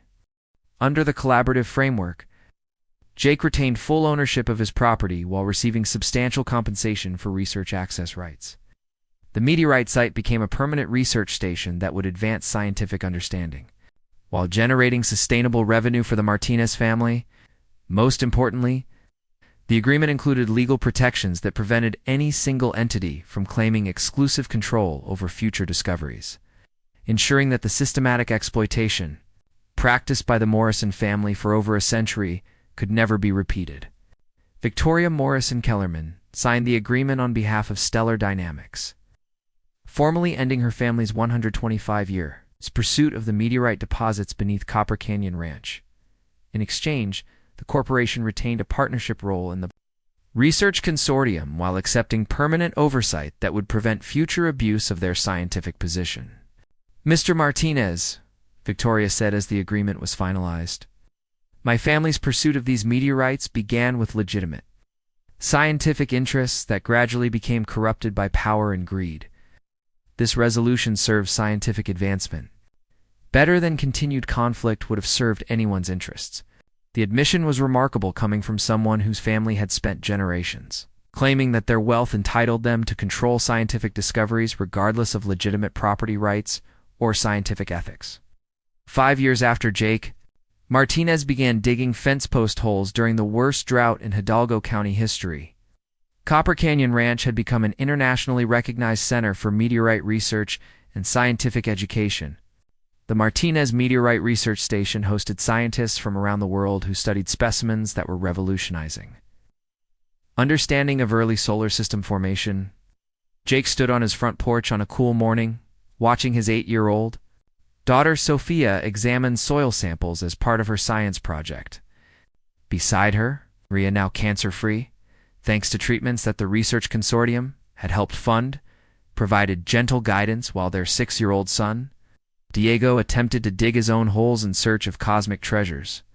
"Dad, these crystals show different formation patterns than the ones in the museum," Sophia announced with the confidence of a child raised among scientists and ranchers. "That means they probably formed under different temperature conditions when the asteroid was cooling." Jake smiled at his daughter's understanding of cosmic geology, a natural fusion of his family's land, stewardship tradition, and the scientific expertise that now flourished at Copper Canyon Ranch. Sophia had inherited Esperanza's careful observation, skills, and passion for documentation, keeping detailed journals that reminded Jake powerfully of his great-great-grandfather's meticulous records. The transformation extended far beyond the Martinez family. Hidalgo County had become a destination for science, education, and research tourism, bringing economic revitalization to a region that had been struggling with agricultural decline. The meteorite discovery had created jobs, attracted investment, and established educational opportunities that were transforming the community's economic prospects. Maria joined Jake on the porch, their relationship strengthened by the shared challenge of building something unprecedented from crisis and discovery. "The delegation from the European Space Agency arrives tomorrow," she reminded him. "They're particularly interested in Sophia's comparative analysis of the olivine crystal formations."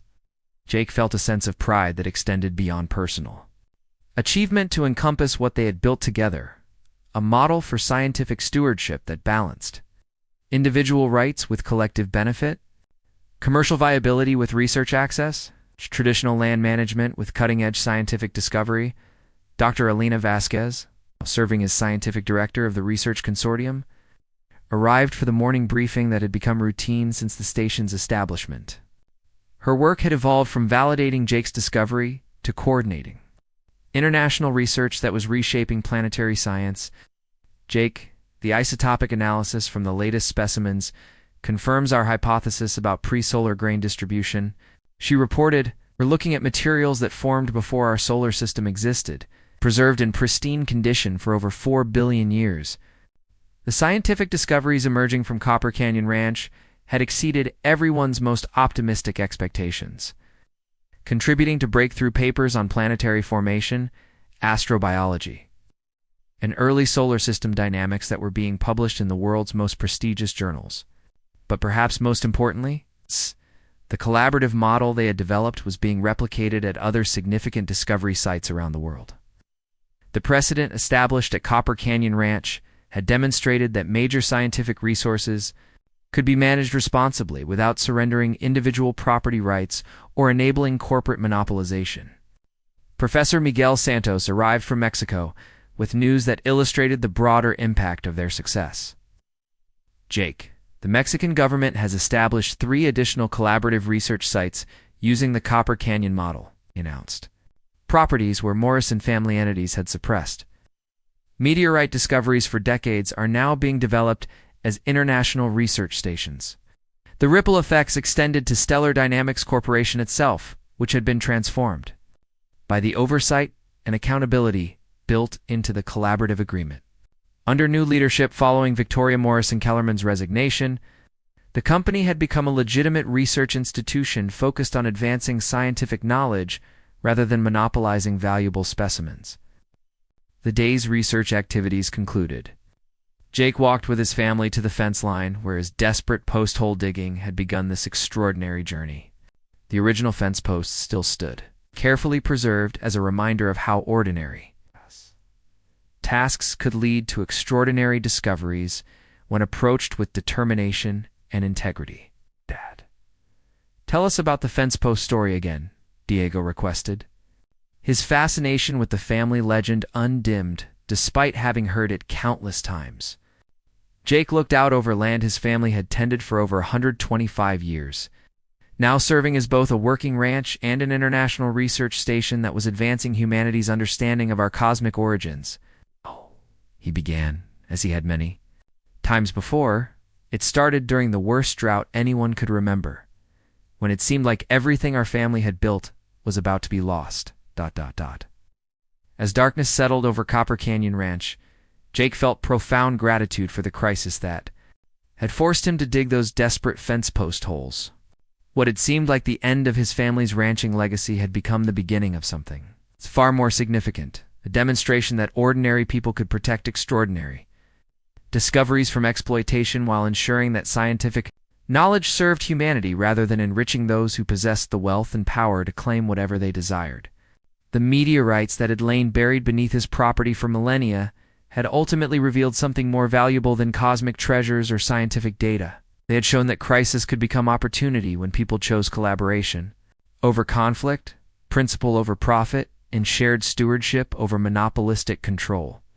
Jake Martinez had begun as a desperate rancher facing foreclosure, but had become the guardian of a scientific revolution that would influence humanity's understanding of our place in the cosmos for generations to come. The fence posts that led to this cosmic discovery had ultimately revealed that the greatest treasures weren't buried in the earth, but emerged when people chose to stand together against exploitation and build something better than what had come before. Up next, you've got 2 more standout stories right on your screen. If this one hit the mark, you won't want to pass these up. Just click and check them out. And don't forget to subscribe and turn on the notification bell so you don't miss any upload from us.